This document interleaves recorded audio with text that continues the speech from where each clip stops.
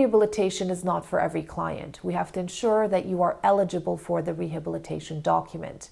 Depending on how many offenses you have on your record, it could vary from being eligible after 5 years to up to 10 years. Most of our clients have a conviction of 1. That usually means that after 5 years of completing your sentence, you're eligible for criminal rehabilitation document. This document cannot be obtained at the port of entry. It has to be filed at the consulate. Unfortunately, the consulate's processing times are extensive. So it's very critical that as soon as you're eligible for the rehabilitation, we apply for it as soon as possible.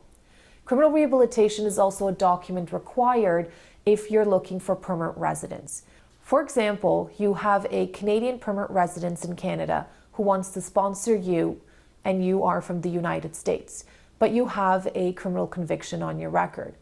In order to have a successful spousal sponsorship application, we have to have you be rehabilitated. So we would have to file the spousal sponsorship as well as the criminal rehabilitation.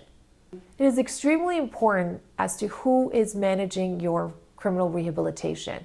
As stated, criminal rehabilitation is an extensive process. It requires a lot of documentation to show that you are rehabilitated.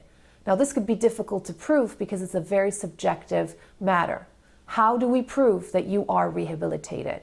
If we go on the CIC website, the document checklist states reference letters, for example. But who prepares the reference letter?